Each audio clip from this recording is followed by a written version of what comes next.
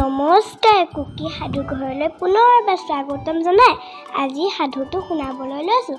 লগতে মোৰ চেনেলটো ছাবস্ক্ৰাইব কৰি আগবাঢ়ি যোৱাত সহায় কৰাৰ বাবে সকলোকে বহুত বহুত ধন্যবাদ।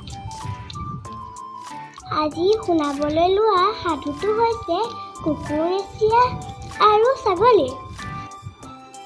এদিনৰ কথা, জেতুকী নামৰ ছাগলী এজনী পথাৰত চৰি আছিল। গধূলি হোৱাৰ বাবে লগৰীয়াসকলে তাইক এৰি থৈ গুচি গৈছিল।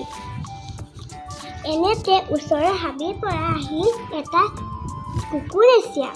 জেতুকীক দেখি তাইৰ মঙহলৈ তাৰ লোভ লাগিল।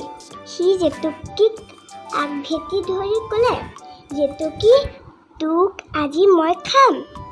কুকুৰনেচীয়াৰ কথা শুনি জেতুকীয়ে বৰ ভয় খালে। তথাপি তাই সাহস কৰি ক'বলৈ ধৰিলে, মহাশয়, আজি মৰিব লাগিব বুলি বুজিছোঁ। পিছে মৰাৰ আগতে অলপ নাচ গান কৰিবলৈ মন গৈছে। আপুনি বৰকাহ বজাওক, মই তালে তালে নাচিম। শেষত ভাগৰ লাগিলে আপুনি মোক খাই পেলাব। কুকুৰনেচীয়াই ভাবিলে, কথাটো হয়, তাই মৰিবই যেতিয়া তাইক অলপ নাচিবলৈ দিয়া যাওক। এই বুলি কুকুৰনেচীয়াই বৰকাহ বজালে।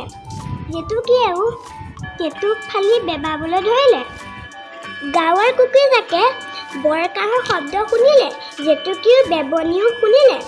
সিহঁত পথাৰলৈ লৰি আহিল।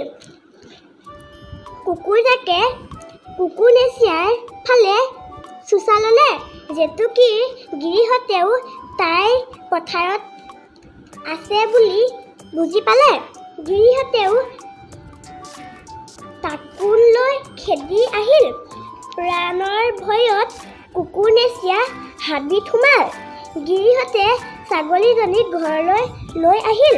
জেতুকীয়ে নিজৰ বুদ্ধিৰে মৃত্যুৰ পৰা হাত সাৰিল। সাধুটো শুনি যদি ভাল লাগিল মোৰ চেনেলটো ছাবস্ক্ৰাইব কৰি দিব বুলি আশা কৰিলোঁ। ধন্যবাদ।